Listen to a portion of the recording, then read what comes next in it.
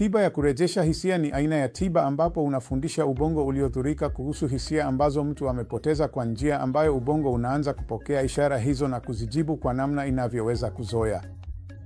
Kwa hiyo, ikiwa hii itafanikiwa, basi mgonjwa anaweza kuanza kutambua vichocheo, ingawa kwa njia tofauti ukilinganisha na mtu wa kawaida, na hivyo kuzuia matatizo haya.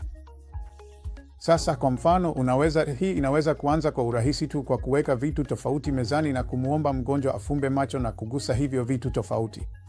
Inaweza kuwa glasi, inaweza kuwa velcro, inaweza kuwa kipande cha karatasi, inaweza kuwa chungwa.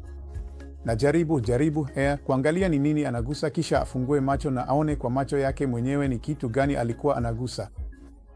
Unaweza pia kuweka mchele mbichi kwenye bakuli mezani na kuweka vitu tofauti ndani ya ule mchele, kisha jaribu kufumba macho tena na kujaribu kuchanganya mikono kwenye ule mchele mbichi na kuona ni kitu gani mkono wako unashika. Vivyo hivyo, hali ya joto, baridi na hisia za moto au baridi zinaweza pia kuboreshwa kwa kutumia taulo iliyoloweshwa, kisha kuiweka kwenye mkono au kiungo kilichoathirika cha mgonjwa. Halafu tena angalia kama amehisi baridi au joto na tofauti anavyoitambua ikilinganishwa na alivyozoea kabla ya kuugua. Hivyo basi, hii inaweza kusaidia sana kuboresha dalili za kufa ganzi na hivyo kuboresha utambuzi wa hisia kwa mgonjwa na hatimaye kuboresha ubora wa maisha yake.